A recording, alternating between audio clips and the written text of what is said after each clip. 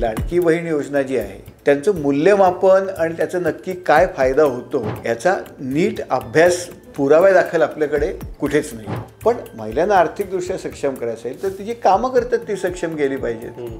जे उद्योगधंदे त्यांचे आहेत तिथे हाताला काम दिलं पाहिजे. म्हणजे भाऊ तुला ओवाळणी देणार, भाऊ बहीण वगैरे, हे जे आहे ना हे 2 पावलं मागे घेऊन जात आहे. आपण काय करतोय माहिती आहे का, ते डिमॉनिटायझेशन सारखं झालं.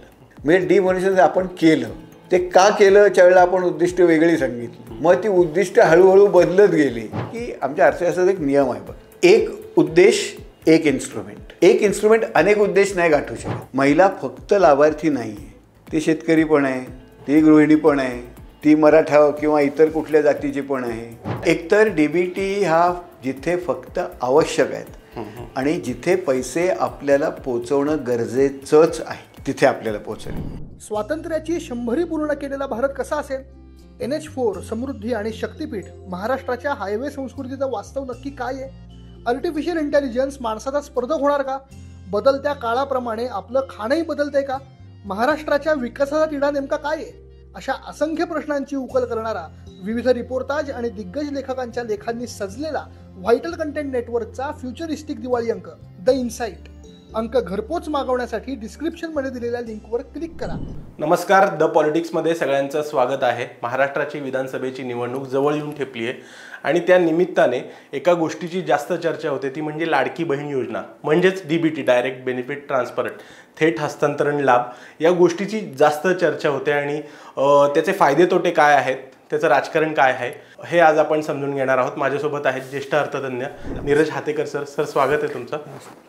सर, बेसिक प्रश्न असा आहे की DBT त्याचे काय फायदे तोटे आहेत? कसं आहे, आपण पहिल्यांदा महाराष्ट्राची आर्थिक परिस्थिती समजावून घेऊ. म्हणजे महाराष्ट्र सरकारची आता गेल्या वर्षी आपलं उत्पन्न साधारण 5 लाख कोटी रुपये होतं. आपला खर्च 6-1 लाख कोटीच्या आसपास आहे. तो आपण कर्ज काढतो, इतर मार्गाने घेतो. 5 लाख कोटी रुपये आपलं उत्पन्न होतं. त्यातलं 2.5 लाख कोटी हे आपल्याला पगार, नंतर पेन्शन, नंतर व्याज या गोष्टींवर खर्च करायला लागतात. लाडकी बहीण आणि त्यानंतर काही स्कीम्स इतर आल्या, त्यात 75,000 कोटी रुपयाची अजून भर पडली. म्हणजे आपण साधारण 3.5 कोटीपर्यंत त्यामध्ये गेलो, 3.5 लाख कोटीपर्यंत त्याच्यामध्ये गेलो. 1.5 लाख कोटी आपल्याकडे उरलेले आहेत. त्यात आपल्याला PWD आहे, शाळा आहेत, आरोग्य खाती आहेत, इतर बऱ्याच गोष्टी करायच्या आहेत. नंतर आपल्याला अजून पुढच्या 5 वर्षामध्ये आपल्याला जवळजवळ 4-5 लाख कोटीचे कर्ज परत करायचे आहेत. तर त्या कर्जांचे सुद्धा आपल्याला पैसे फेडायचे आहेत. दुसरीकडे आपलं उत्पन्न म्हणजे वाढलं जरी राज्याचं, आणि समजा आपण गृहीत धरू की साधारण 12-13% राज्याचं उत्पन्न नॉमिनल वाढू शकतं. म्हणजे 6-7% ग्रोथ, 6-7% महागाई. तर हे जरी वाढलं तरी तेवढ्याच प्रमाणात आपलं उत्पन्न राज्याचं म्हणजे सरकारचं वाढेल असं सांगता येत नाही. कारण त्यातनं GST येणार, तो केंद्राकडे जाणार, मग त्यातनं एका फॉर्म्युलाकडे परतावा येणार वगैरे. त्यामुळे आपलं उत्पन्न किती वाढेल हे आपल्याला सांगता येत नाही. त्याच्यात अजून या गृहलक्ष्मी, महालक्ष्मी वगैरे सगळ्या स्कीम जर आल्या आणि त्या म्हणजे अजून 50-1 लाख कोटी ते तर फक्त ह्याच्यावरच जातील. म्हणजे कारण ते 1,500 ते 3,000 करायचं. इतर सगळ्या स्कीम 1 लाखभर कोटीच्या पेक्षा कमी पैसे आपल्याकडे राहतील. आणि आपल्याला ग्राउंड लेवलवर ज्या बऱ्याच गोष्टी आपल्याकडे नाही आहेत, म्हणजे आपल्याकडे पुरेसे पोलीस नाही आहेत फॉर एक्झाम्पल, किंवा आपल्याकडे पुरेसे जिल्हा कोर्टातले जजांच्या पोस्ट वेकंट आहेत. त्यामुळे ते कामं खूप अडकून राहतात आणि त्यातली बहुतेक कामं ही वित्तीय असल्यामुळे जमिनीची, कर्जाची, खूप अर्थव्यवस्थेतली कामं अडकून राहतात. अर्थव्यवस्थेला फटका बसतो. किंवा आपल्याकडे अंगणवाडी सेविका पुरेशा नाही आहेत, आशा वर्कर पुरेशा नाही आहेत, इतर राज्यांच्या तुलनेत डेफिनेटली कमी आहेत. तर आपल्या लोकांना सुविधा देण्यासाठी जे पैसे राहणार आहेत ते पुरेसे राहणार नाही आहेत. म्हणजे हा एक भाग आपण लक्षात घेतला पाहिजे. DBT स्कीम या डायरेक्टली पूर्ण वाईट आहेत का? तर नाही. म्हणजे आपण जरी म्हणत असू की हे 46-47 कोटी रुपये आपण खर्च करतो आहे, तर प्रश्न महिलांना पैसे मिळत आहेत आणि ती चांगलं किंवा वाईट असं नसतं. अर्थव्यवस्थेमध्ये, अर्थशास्त्रामध्ये कुठल्याही गोष्टीला पर्यायी खर्च असतो, पर्यायी व्हॅल्यू असते ना, उपयोग असतो. म्हणजे कारण संसाधनं मर्यादित असतात ना, सगळी संसाधनं मर्यादित असतात आणि ती संसाधनं जर आपण एका ठिकाणी वापरली तर इतर ठिकाणी वापरता येत नाहीत. म्हणजे मी जरी श्रीमंत शेतकरी असलो समजा आणि मला आता वाटलं की मला बैलगाड्या शर्यतीत रस आला आहे म्हणून मी एक 1.5 लाखाचा बैल विकत घेतला. तो 1.5 लाखाचा बैल जर विकत घेतला तर मला मग माझ्याकडे हे पैसे मग कदाचित एक मी बोर काढली असती ती मी काढत नाही, मग त्याची माझी 2 एकर वावर भिजलं असतं ते भिजत नाही. तर पर्यायी खर्च तिथे असतो, त्याला अपॉर्च्युनिटी कॉस्ट म्हणतात. आणि म्हणून आपण जेव्हा बघतोय 45-46 कोटी रुपये महिला देतो किंवा आपण 90,000 कोटी देणार आहोत, तर महिलांच्या हातात पैसे येतील हे खरं आहे, पण यातनं आपण अधिक चांगल्या तऱ्हेने याच पैशाचा वापर आपण अधिक चांगल्या तऱ्हेने वापरून महिलांचं सक्षमीकरण करू शकलो असतो का हाय. आता आपण ही जी योजना केली आहे ही काय आपण एकटं राज्य नाही आहे. म्हणजे आपल्या आधी आसामने केली, आंध्र प्रदेशने केली, तेलंगणाने केली, तामिळनाडूने केली, पश्चिम बंगालने केली. 10 राज्यांमध्ये आपल्या आधी या योजना होत्या. आसाममध्ये ही योजना साधारण ऑक्टोबर 2020मध्ये म्हणजे करोनाच्या काळामध्ये मदत करायची म्हणून सुरू झाली. अरुणोदय योजना असं त्याचं नाव आहे. आसाममधल्या ग्रामीण महिलांच्या एकूण लेबर मार्केटकडे बघितलं तर 2020पासून जे कोलॅप्स झालेलं आहे. बरं, 4 वर्षे गेली ना योजना लागू, तर त्याचा काहीतरी जमिनीवर इफेक्ट दिसायला पाहिजे होता. म्हणजे करोनाच्या आधी ज्या प्रमाणात पगारदार नोकऱ्या होत्या त्या खूप कमी झाल्या आहेत. स्वयंरोजगार वाढला आहे पण स्वयंरोजगारातलं उत्पन्न कमी झालं आहे. म्हणजे हा सगळ्या डिस्ट्रेस ड्रिव्हन काही फार फरक पडलेले दिसत नाही. त्यामुळे लाडकी बहीण योजना जी आहे तिचा डायरेक्ट जमिनीवर अशा ज्या योजना आहेत त्यांचं मूल्यमापन आणि त्याचा नक्की काय फायदा होतो किंवा तोटा होतो याचा नीट अभ्यास पुराव्यादाखल आपल्याकडे कुठेच नाही आहे. म्हणजे याच्या उलट मी काही DBT योजना सांगतो की ज्यांचा अभ्यास होऊन त्यांचा एफिशियन्सी तपासून मग त्या वापरल्या गेल्या. म्हणजे महाराष्ट्रातच आपला आदिवासी विकास विभाग आहे, बरोबर, त्यांच्या आश्रमशाळा असतात. आश्रमशाळांमधल्या विद्यार्थ्यांना सर्व शिक्षा अभियानखाली अनेक 30-32 वस्तू देतात. म्हणजे दप्तर देतात, कपडे देतात, साबण वगैरे या गोष्टी देतात.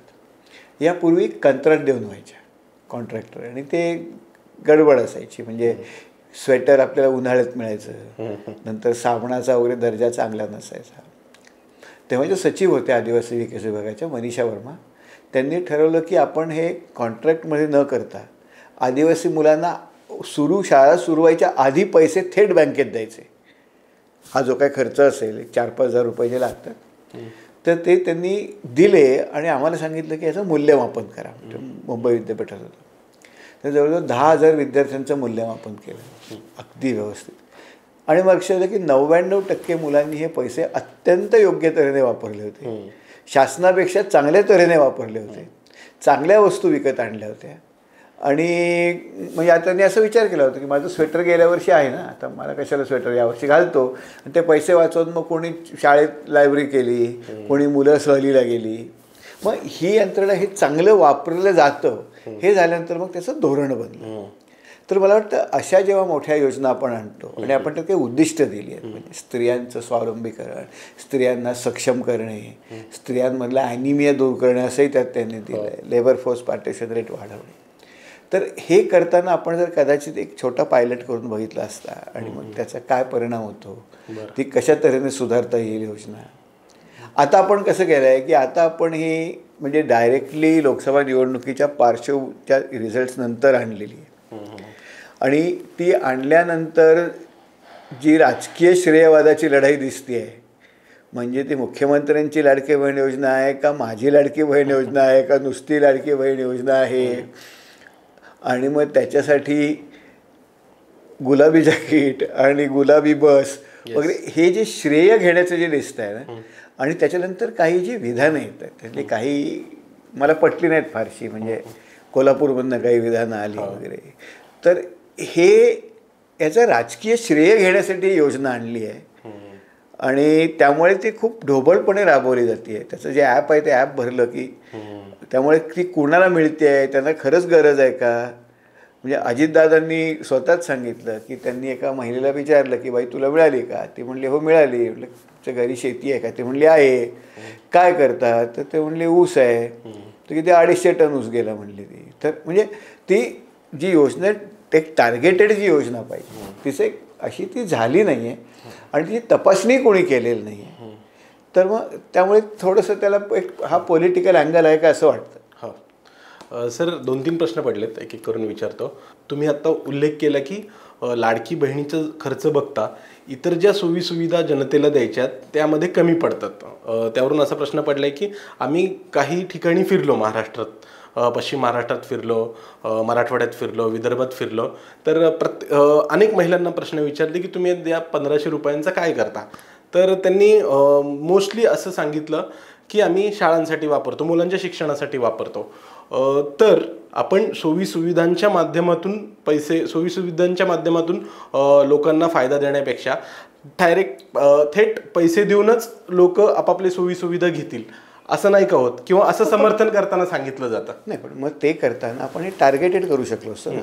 म्हणजे आपल्याला जर ही महिलांनी शाळांसाठी वापरायचा असा उद्देश असेल, मग आपण डायरेक्टली असं म्हणालो असतो की तुला 2 मुलं असतील ना, मुलामागे तुला 1,500 रुपये मिळतील आणि मुलाचं आम्ही दर महिन्याला मुलाचं शाळेतनं अटेंडन्स रिपोर्ट घेणार आणि त्याप्रमाणे आम्ही तुमच्या खात्यामध्ये पैसे जमा करणार. शहरी भागात असतील तसे 2,000 देऊ. ह्यांनी काय झालं असतं की ह्यांनी आपल्याला डायरेक्ट आउटकम मिळालं असतं, म्हणजे मुलं शाळेत राहिली असते. आता उदाहरणार्थ आमचे कातकरी ऊसतोड कामगार स्थलांतर करतात, मुलांना घेऊन जातात, मुलं शाळेत राहिली असती. आमच्या कातकऱ्यांची कितीतरी मुलं आहेत, अरे कल्पनाच नाही म्हणून शाळेत राहत नाहीत. कातकऱ्यांना जर महिन्याला 4,000 रुपये मिळाले 2 मुलांमुळे, सगळे मुलं शाळेत जातील आपल्या. तर हे डायरेक्टली मग आपण तशा तऱ्हेचं धोरण असलं पाहिजे. आणि मला असं वाटतं की आमच्या अर्थशास्त्रात एक नियम आहे बघ, एक उद्देश एक इन्स्ट्रुमेंट. एक इन्स्ट्रुमेंट अनेक उद्देश नाही गाठू शकत. अच्छा. एक उद्देश ते गाठायचं असेल तर त्याला एक ठराविक उद्देश. तुला जर मुलांना शाळेत पाठवायचं आहे ना, तर मग मुलांसाठी स्पेसिफिक DBT दे, त्याचं मूल्यमापन कर आणि मग त्याला कोण नाही म्हणणार नाही ना.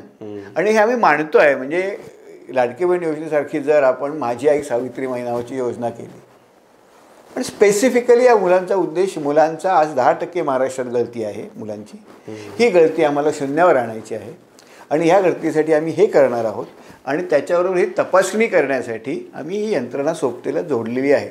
असं आपण केलं असतं तर फायदा झाला असता. किंवा बरेच लोक मला सांगतात की लहान लहान म्हणजे महिलांनी लघुउद्योग गृहउद्योग सुरू केले वगैरे, लोणच्याचा उद्योग वगैरे. पण मला एक सांग की महाराष्ट्रामध्ये आत्ता साधारण 65 लाख छोटे छोटे उद्योग आहेत, ज्याला आम्ही अनइन्कॉर्पोरेटेड एंटरप्राइजेस म्हणतो. म्हणजे तिथे एकच माणूस असतो मालक, त्या फॅक्टरी खाली वगैरे काय नसतात रजिस्टर्ड, एकच माणूस असतो आणि त्याच्याकडे दुसरा नोकर स्वतःच चालवत असतो. म्हणजे स्वतःचं स्टोर रिपेअरचं दुकान आहे किंवा स्वतःची चहाची टपरी आहे किंवा स्वतः रिक्षा चालवतो किंवा स्वतःच्या शेतावर काम करतो. तर हे जे उद्योग आहे साधारण 1.25 कोटी लोक काम करतात शेतीच्या बाहेर. आणि या उद्योगांचा मोठा प्रश्न काय आहे की यांना कर्ज मिळत नाही आहेत. कर्ज मिळत नाहीत. म्हणजे गंमत वाटेल तुला की मॅन्युफॅक्चरिंग यातले जे उद्योग आहेत त्याचं सरासरी लोन आउटस्टँडिंग महिलांचे जे कर्ज आहेत त्याचं सरासरी आउटस्टँडिंग लोन 3,000 रुपये आहे. का आहे? कारण कर्जच मिळत नाहीत. मी टेलरिंग करते महिला, ना ते शिलाई मशीन माझ्या मालकीचं आहे ना माझे घर माझ्या मालकीचं आहे, मला कोण बँकेत कर्ज देत नाही. हे करतायत काय? मग हे मायक्रो फायनान्स इन्स्टिट्यूशन्सकडनं कर्ज घेतात आणि तिथे 30-30, 35, 36% व्याज आहे. आणि ते पण म्हणजे रिपेमेंट कपॅसिटी वगैरे न बघता दिलेलं आहे, यांच्या गळी मारलेलं आहे आणि महिलांना त्रास होतो. हे 1,500 रुपयांनी जमणार नाही. समजा आपण असं केलं असतं, यंत्रणा उभी केली असती की या सगळ्या छोट्या उद्योगांना आम्ही आमच्या शासकीय यंत्रणेत म्हणजे सरकारी आमच्या ज्या बँका आहेत त्या सरकारी बँकांमधनं आम्ही 3% व्याजाने कर्ज देऊ आणि हे 3% व्याजसुद्धा शासन सबसिडी म्हणून घेईल. म्हणजे बिना व्याजी या महिलांना कर्ज मिळेल. 1,00,000 कोटी आपण 3,000 रुपयात देऊ, 3,000 कोटी रुपयात 1,00,000 कोटी देऊ शकलो असतो. भले यातले 10% कर्ज बुडतील समज, कारण अनेक धंदे सुरू होतील तरी 10,000 कोटी गेले असते आपले. पण 1,00,000 कोटी 65 लाख धंद्यांना 1.5 लाख रुपये होतो सरासरी. 1.5 लाख जर महिलांना कर्ज अल्प बचत मिळालं तर मग म्हणजे आपल्याला मग ठीक आहे ना, महिलांचा व्यवसाय वाढवायचा उद्देश असेल मग त्या दृष्टीने आपण पॉलिसी डिझाईन करूया ना. किंवा आता शेतकऱ्यांना आपण सन्मान निधी देतो, बरोबर. आता सोयाबीनचा एवढा मोठा प्रश्न आहे, बरोबर आपल्याला. आणि प्रश्न काय आहे? सोयाबीन भिजलं, पाऊस पडला, नाफेडकडे सगळं सोयाबीन घ्यायला क्षमता नाही आहे आणि खाजगी व्यापारी म्हणतो ओली सोयाबीन आहे आणि त्याला आम्ही काय 3200 रुपयेच देऊ वगैरे. बरोबर, ते काय आपल्या हातात नाही. खाजगी व्यापारी किती पैसे देतो, नाफेडकडे सुद्धा ही क्षमता नाही. नाफेड सुद्धा एवढं सोयाबीन घेऊन काय करणार. बरोबर, ठीक आहे ना. आपण किसान सन्मान निधी देतो. किसान सन्मान निधी प्रत्येकाचं बँक अकाउंट आपल्याकडे आहे, प्रत्येकाचं आधार कार्ड आहे. समजा आपण असं म्हणालो की सोयाबीन शेतकऱ्यांना 5000 रुपये क्विंटल हा भाव मिळाला पाहिजे. सध्या बाजारात 3200 रुपये मिळतो आहे. फरक किती पडला? 2800 रुपये. तू शेतकरी आहेस, तू 10 क्विंटल सोयाबीन विकलंस, मग तुझं नुकसान किती झालं? 28,000 रुपये. हे 28,000 रुपये मी तुला बँक ट्रान्सफर करतो. बरोबर, शेतकऱ्यांची इन्कम स्टॅबिलाइज झाली. हा, कारण या गोष्टी आपल्या हातात नाही आहेत. पाऊस पडणे, भिजणे, खाजगी व्यापारी काय करतात. आपण शेतकरी म्हणून आपण डायरेक्ट बँक ट्रान्सफर चुकीचं आहे असं नाही. ते कशासाठी करतो? आता आपण ह्याचे जे उद्दिष्ट दिली आहेत ना GR-मध्ये, त्यामध्ये म्हणजे महिलांमधला ॲनिमिया कमी करण्यापासून ते महिलांना आर्थिकदृष्ट्या सक्षम करणे. पण महिलांना आर्थिकदृष्ट्या सक्षम करायचं असेल तर ती जी कामं करतात ती सक्षम केली पाहिजेत. जे उद्योगधंदे त्यांचे आहेत तिथे हाताला काम दिलं पाहिजे. आज ग्रामीण महाराष्ट्रामध्ये कॅज्युअल लेबर असेल, ॲग्रिकल्चर लेबर असेल, सरासरी वेज रेट 240 रुपये आहे. त्याचा काही ठिकाणी 500 रुपये आहे, हे मला मान्य आहे. पण आज विदर्भात गेलास कापूस वेचणीचा दर 200 रुपये, सोयाबीन खुरपणीचा 200 रुपये. का? कारण सोयाबीनचाच रेट 3200 रुपये. त्यामुळे तो शेतकरी 500 रुपये वगैरे देऊ शकत नाही. 200 रुपये रेट आहे दिवसभर. काम किती मिळतं? 3 महिने मिळतं जास्तीत जास्त. या महिलांची परिस्थिती वाईट आहे. त्यांना सक्षम करायचा मार्ग काय आहे? आपण सरकार म्हणून असं म्हणायचं की महात्मा गांधी रोजगार हमी योजना आमच्याकडे आहे. किमान 400 रुपयाला 400 रुपये रोजी किमान 175 दिवस काम काढून या महिला तिथे कामं करू देत. आणि मग त्यांना इतर ज्या गोष्टी आहेत म्हणजे कामाच्या ठिकाणची सुरक्षा आहे, अंगणवाडी सुविधा आहेत, लहान मुलं असतील तर ही सपोर्टिंग सिस्टम जर बांधली आपण तर महिला सक्षम होतील. आपण काय करतोय माहिती आहे का? ते डिमॉनिटायझेशनसारखं झालं.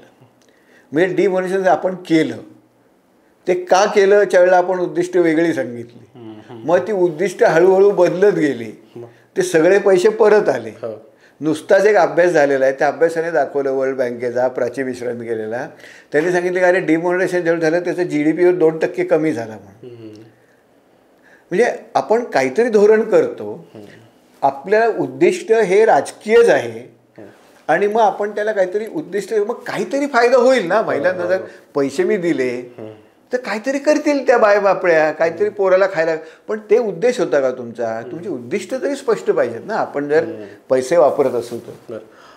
तुम्ही आता सक्षमीकरणाचा उल्लेख केला महिलांच्या. या म्हणजे या 1500 रुपयामुळं महिला किंवा इतर योजनांमुळं खरंच सक्षमीकरण वाढतं की त्यांचं अवलंबित्व वाढतं आणि त्यांची उत्पादन क्षमता किंवा उत्पादकता कमी होते आणि याचा लॉंग टर्म तोटा होतो का? महिलांचा जर फायदा करायचा असेल 2 गोष्टी आहेत. आम्ही आत्ताच एक पुस्तक लिहिलं, महाराष्ट्राचा बेरोजगारनामा म्हणून युनिक फाउंडेशनने काढलं. महाराष्ट्राची महिलांची पुरुषांची स्थिती काय आहे?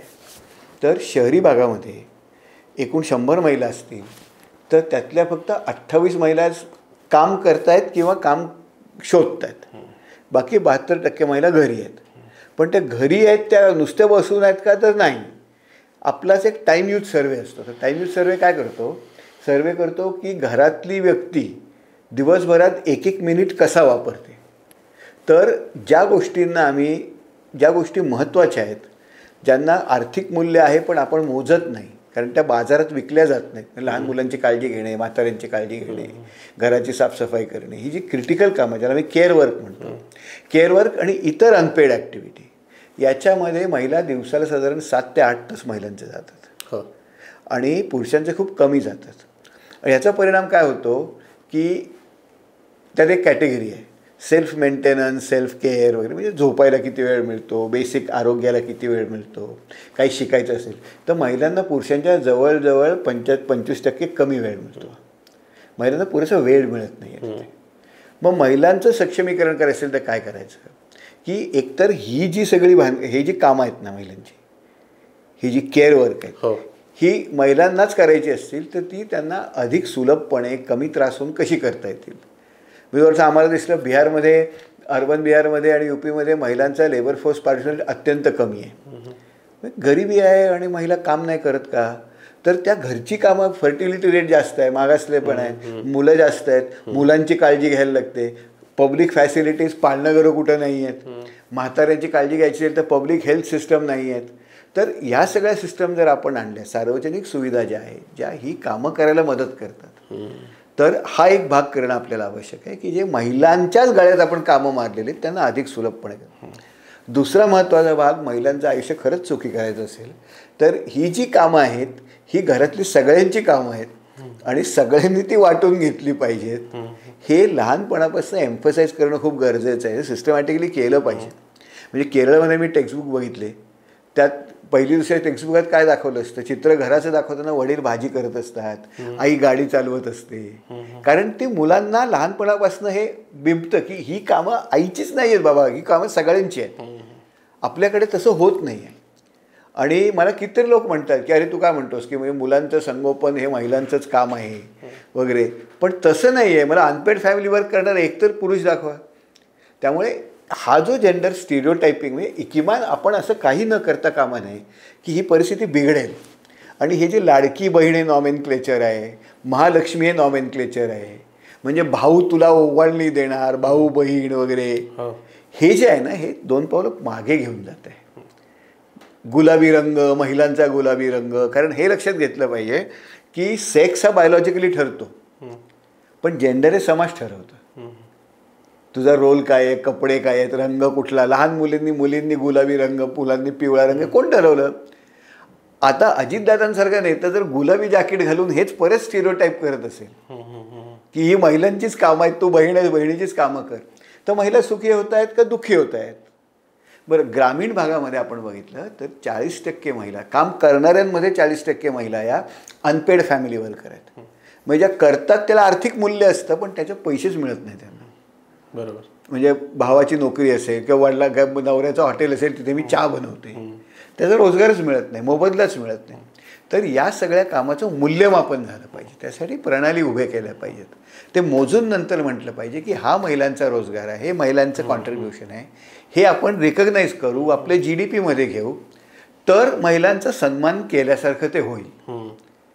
उचलून 1500 रुपये महिलांना देणं हा काही हे नाही, हे त्यात हे स्टिरिओटाईप करणं, हे मला वाटतं महिलांचा सन्मान करणे नाही. मला आता म्हणजे वेगवेगळ्या योजना पकडल्या तर महाराष्ट्रातल्या बहुतांश कुटुंबांना 7 ते 8 हजार रुपये हे आता सरकार कोणत्या ना कोणत्या माध्यमातून देतं. पेन्शन असेल, शेतीच्या माध्यमातून असेल किंवा लाडकी बहीणच्या माध्यमातून असेल. हे आपण युनिव्हर्सल बेसिक इन्कमच्या जवळ चाललो आहोत का? नाही. सरकारचं बेसिक काम काय आहे? सरकारचं बेसिक काम अर्थशास्त्रामध्ये त्याला पब्लिक गुड्स म्हणतात. कायदा सुव्यवस्था पुरवणे, पायाभूत सुविधा पुरवणे, बेसिक शिक्षण पुरवणे, बेसिक आरोग्य सुविधा पुरवणे, सुरक्षा पुरवणे, चांगली हवा, स्वच्छ हवा पुरवणे, हे सरकारची बेसिक कामं आहेत. बरोबर. आपल्याकडे काय झालं आहे की आपल्याकडे ही कामं सरकारने केलेली नाही आहेत. म्हणजे आपल्या सरकारला, भारत सरकारला आपण काही विश्वगुरू म्हणत असतो तरी जागतिक अर्थशास्त्र भाषेमध्ये आपल्याला फ्लेलिंग स्टेट म्हणतात. फ्लेलिंग स्टेट म्हणजे काय की आपली ब्युरोक्रेसी ही वरच्या लेवलला खूप स्ट्रॉंग आहे. म्हणजे आपण इलेक्शनसारखा गुंतागुंतीची गोष्ट आरामात करू शकतो किंवा आपण सगळ्यांचं वॅक्सिनेशन करू शकतो. ते IAS ऑफिसर व्यवस्थित करतात सगळं प्लॅनिंग. पण गव्हर्नमेंट ॲज युज्युअल असते ना, रोजच्या रोज रेशन कार्ड देणे, आधार कार्ड देणे, जिल्हा परिषद शिक्षण शाळा व्यवस्थित चालवणे, गावची नळ पाणी योजना राबवणे, लोकांना काय लहान मुलांना सगळे औषधं वगैरे व्यवस्थित मिळत आहेत, कुपोषणावर करणं, अंगणवाडी नीट चालवणे, हे आपलं होत नाही.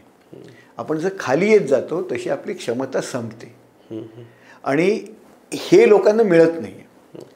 आणि हे लोकांना मिळत नाही, पण आपण लोकशाही आहोत आणि आपण लोकशाही असल्यामुळे असं आता परिस्थिती अशी नाही आहे की सर्वसामान्य नागरिकाला असं वाटावं की आता मी तरुण आहे, 30 वर्षाचा आहे, मी नोकरी करतो आहे, पुढे मला या करिअरमधनं पुढे जाता येईल, घर बांधता येईल, लग्न करता येईल, मुलाबाळांना व्यवस्थित शिकवता येईल. ही ट्रॅजेक्टरी मोबिलिटीची दिसत नाही सर्वसाधारण. त्याला हेही दिसतं आहे की काही लोकांच्या हातात विकासाची सगळी फळं एकवटली जातात.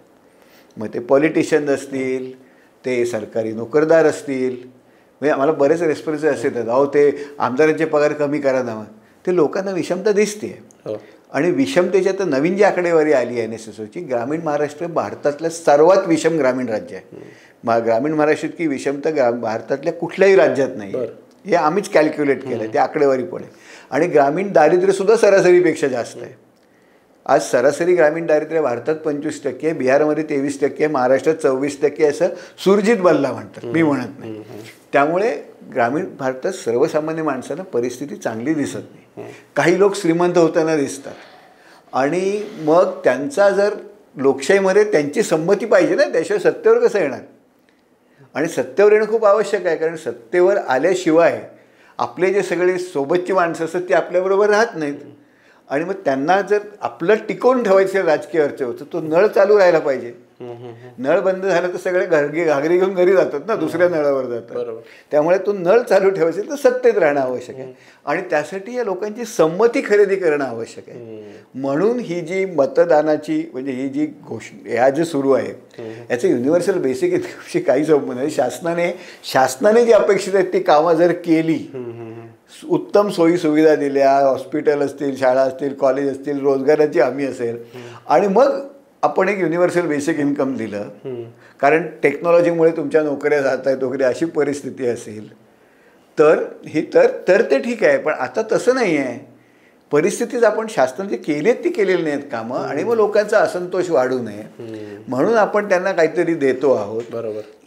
तर ते थोडंसं मला प्रॉब्लेमॅटिक, म्हणजे युनिव्हर्सल बेसिक इन्कम नाही आहे ते. असं सांगितलं जातं की ते जेव्हा पैसे कुठल्या तरी योजनेमार्फत मिळतात एक 7-8 हजार कुटुंबाला, मग त्याची क्रयशक्ती वाढते. क्रयशक्ती वाढल्यामुळे ते मार्केटमध्ये डिमांड वाढते. डिमांड वाढल्यामुळे रोजगार निर्माण होतो, अशी पण एक थेरी सांगितली जाते. त्याबद्दल काय म्हणणं? नाही, म्हणजे कसं आहे की क्रयशक्ती वाढते बरोबर, पण त्यामुळे लगेच रोजगार वाढतो असं नाही. कारण कसं होतं की समजा एखादं गाव आहे, त्या गावामध्ये समजा 50 कोंबड्या उपलब्ध आहेत आणि सगळ्या लोकांना मी 1000 रुपये दिले. सगळे लोक कोंबडी विकत घ्यायला गेले, प्रत्येकाकडे 1000 रुपये आहेत. पूर्वी समजा कोंबडी 100 रुपयाला कोंबडी असं गृहीत धरू, आणि 50 कोंबड्या आहेत म्हणजे 5000 रुपयाचा धंदा होत असेल. आता धंदा अचानक 50,000 रुपयाचा झाला आहे. बरोबर, कोंबड्या 50च आहेत. उत्पन्न आणि खर्चाचं प्रमाण तर सेम व्हायला पाहिजे. जेवढे पैसे मिळाले तेवढे पैसे खर्च झाले पाहिजेत. म्हणजे 50 कोंबड्या जर 5000 रुपयाला विकल्या जायच्या असतील तर प्रत्येक कोंबडी तर 100 रुपयाला विकली गेली पाहिजे, 1000 रुपयाला विकली गेली पाहिजे. म्हणजे रेट कोंबड्यांचे वाढतील ना. हे कधी होणार नाही जेव्हा आरामात कोंबड्या कुठेतरी इतरत्र उपलब्ध असतील, किंवा इव्हेंच्युअली मला पुढच्या वर्षी मग कोंबड्यांमध्ये मी इन्व्हेस्ट करीन, आता मागणी वाढली, मग ती सगळा धंदा पुढच्या वर्षी त्याच्या पुढच्या वर्षी असा सगळा वाढेल. म्हणजे महत्त्वाचं काय आहे की क्रयशक्ती जरी वाढली तरी त्याचा रोजगार परिणाम असेल तर धंदा वाढला पाहिजे, उत्पादन वाढलं पाहिजे. आणि उत्पादन कधी वाढेल जेव्हा कर्ज मिळतील, त्याचं मार्केटिंग व्यवस्थित असेल, पायाभूत सुविधा उपलब्ध असतील. आपोआप क्रयशक्ती वाढली म्हणजे रोजगार वाढत नाही ना. बरोबर. म्हणजे अचानक उद्यापासून लोकांना जर यूट्यूब वाढणारे डबल झाले तर स्टुडिओ डबल होणार नाही. तर स्टुडिओ करायला तर स्टुडिओवाली माणसं लागतील, सेटअप लागेल, त्यासाठी कर्ज काढायला लागतील, ती सगळी केली पाहिजेत ना.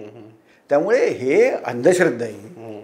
आणि महत्त्वाचं काम आम्ही तेच म्हणतोय की मग आपण जर 60 या महिला आहेत, या महिलांना आपण कर्ज देऊ, तिथे काहीतरी त्यांना हँडहोल्डिंग सेंटर्स तयार करू, गावामध्येच लोकांना ट्रेन करता येईल. काही शिकलेल्या मुली असतील त्यांना अकाउंट्स कसे बघायचे, इंटरनेट कशी वापरायची, मार्केटिंगचा सपोर्ट, गावागावात त्या कन्सल्टंट तयार करता येतील, ज्या सल्लागार होऊ शकतील गावातल्या बचत गटांच्या, छोट्या उद्योगांच्या.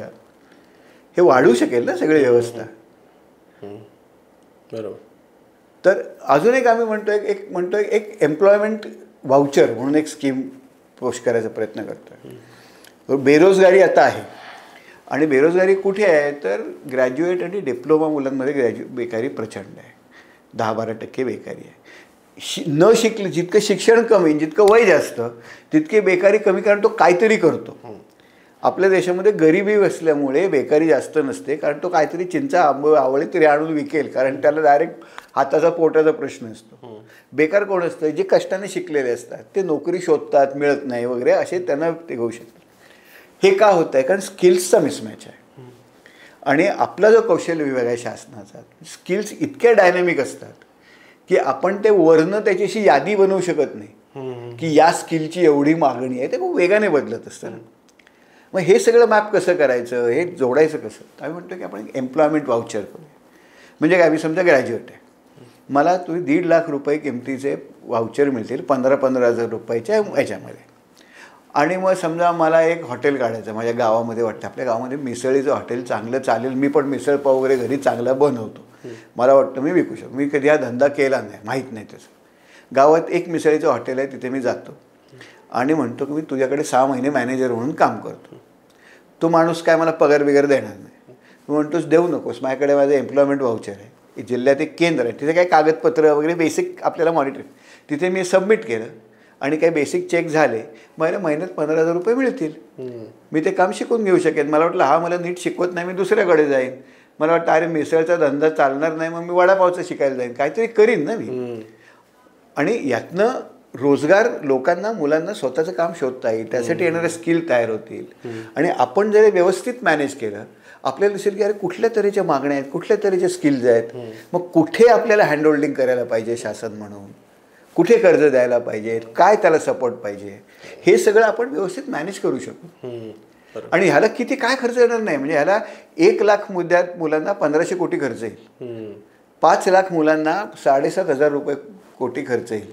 म्हणजे आयाबायांना त्यांची मुलं कामाला लागली, मुली कामाला लागल्या, धंद्याला कर्ज मिळाले.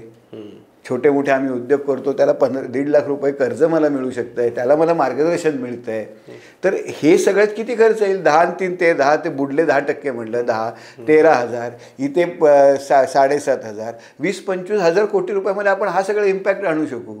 अजून 20,000 कोटी रुपये पण शेतकऱ्यांसाठी लावले तर त्यांचाही प्रॉब्लेम मिटेल.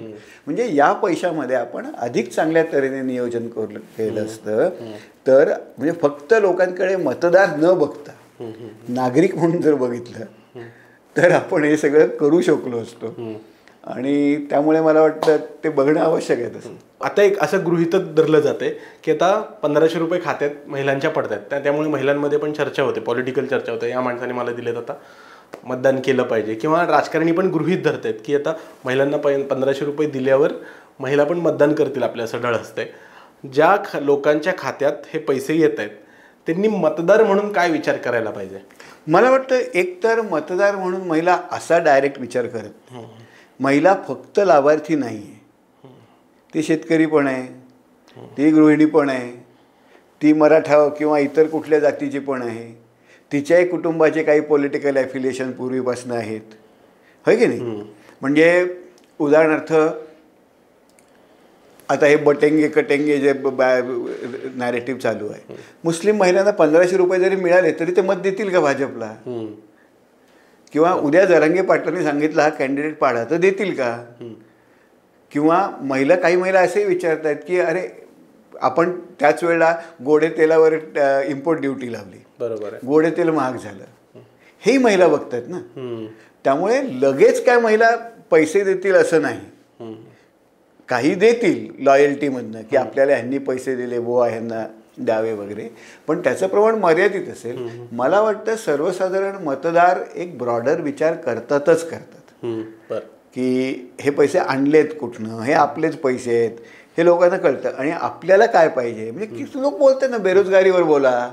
विदर्भात शेतकऱ्यांचा मुद्दा सोयाबीनच आहे, आता कापूस आहे, सोयाबीन आहे, महागाई हा विषय आहे, महिलांनाही बेरोजगारी हा विषय आहेत ना, आपल्या मुलांना बेरोजगारी आहे, शिक्षणाचा वाढीव खर्च आहे.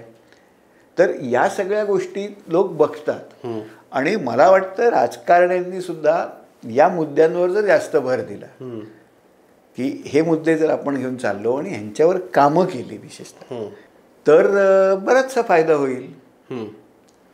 सर, शेवटचा प्रश्न, DBT सारख्या ज्या योजना आहेत त्या सरकार म्हणून प्राधान्यक्रमात कुठं असल्या पाहिजे? म्हणजे आधी हे या गोष्टी केल्यानंतरच तुम्ही DBTचा विचार केला पाहिजे, त्याशिवाय DBTचा विचार करता कामा नये. एकतर DBT हा जिथे फक्त आवश्यक आहेत आणि जिथे पैसे आपल्याला पोचवणं गरजेचंच आहे, ओके, तिथे आपल्याला पोचवले पाहिजे. म्हणजे उदाहरणार्थ कुठे शेतकरी भागात काहीतरी मोठं संकट आलं, बँक खात्यांमध्ये पैसे जाणं गरजेचं आहे, आपण लगेच DBTची स्ट्रेंथ आपण लगेच देऊ शकतो. पण DBT करताना ज्या मोठ्या स्केलवर आपण DBT जेव्हा करतो तेव्हा पहिल्यांदा त्याची एक पायलट होणं, थोडासा त्याचा अभ्यास होणं, फिजिबिलिटी होणं की नक्की आपण जो परिणाम साधतो आहे का. म्हणजे DBTचा एकतर उद्देश स्पष्ट पाहिजे. शेतकऱ्यांचं उत्पन्न वाढायचं आहे, दिला. मुलं शाळेत जावीत म्हणून मुलांच्या मागे दर मुलामागे आम्ही एवढे पैसे दिले, त्याचा अटेंडन्स आता चेक होईल, तो जात नसेल तर पैसे बंद होतील. अशा तऱ्हेची पूर्ण वॉटर टाईट योजना लास्ट माईलपर्यंत जर केली ना, हे कसं आहे, हे हेलिकॉप्टर मनी आहे. म्हणजे आम्ही आकाशात गेलो, हेलिकॉप्टरवरनं पुष्पवर्षाव जसा करतात तसा पैसा वर्षाव आपण अनेक तऱ्हेने करतोय आणि मग म्हणतोय की काहीतरी लोकांना उपयोग होईल ना. पैसे दिल्यावर उपयोग होतोच त्या पैशाचा उपयोग होत नाही असं कोण म्हणेल गरिबांना दिले तर. पण आपला उद्देश तो होता का, त्या उद्देशात आपण नक्की तो साध्य होतोय का, त्यासाठी उद्देश स्पष्ट पाहिजे, तो तपासण्याची प्रणाली स्पष्ट पाहिजे. हे सगळं बघून मग DBT. सर खूप खूप धन्यवाद. लाडकी बहीणसारख्या योजनेचे फायदे तोटे काय आहेत, त्याचे अर्थव्यवस्थेवर काय परिणाम होतात, हे सगळं अगदी तुम्ही सोप्या भाषेत समजून सांगितलं. आपण पुन्हा भेटू. तुर्तास इथेच थांबू. आपले खूप खूप आभार. धन्यवाद.